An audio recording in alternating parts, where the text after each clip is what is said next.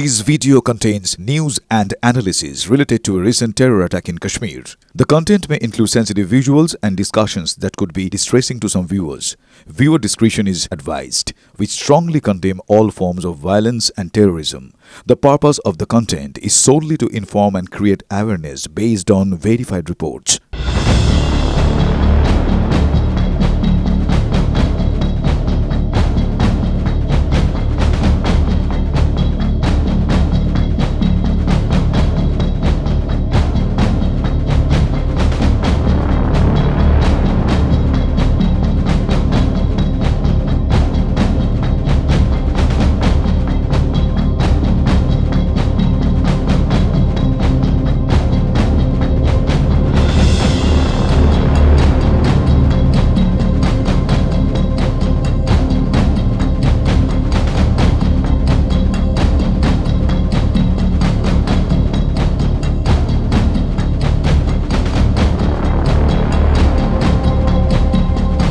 পাঞ্জাবের লাহোরে যেহেতু ভারতীয় সেনা প্রত্যাঘাত করেছে সেই কারণে কিন্তু লাহোরের অত্যন্ত কাছে হচ্ছে এই পাঞ্জাবের অমৃতসর। মূলত বলা চলে আটারি সীমান্ত থেকে মাত্র 22 কিলোমিটার দূরে।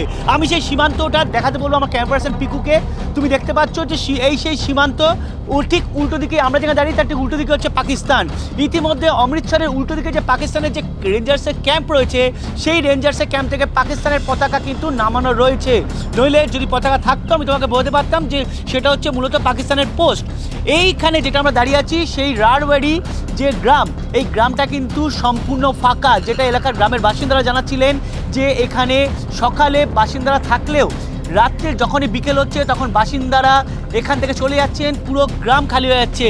এবং অমৃতসর, চণ্ডীগড় সহ বিভিন্ন জায়গায় সেখানে সকাল থেকে এয়ার স্ট্রাইকের আতঙ্কে বা আশঙ্কায় সাইরেন বাজানো হয়েছে, মানুষজনকে ঘর থেকে বেরোতে বারণ করা হচ্ছে। তুমি দেখতে পাচ্ছ গ্রামের এই রাস্তা, গ্রামে একটা লোক পর্যন্ত নেই, পুরো ফাঁকা, একদম সীমান্তের শেষ গ্রাম এই গ্রাম রারওয়াড়ি বলে গ্রামটা।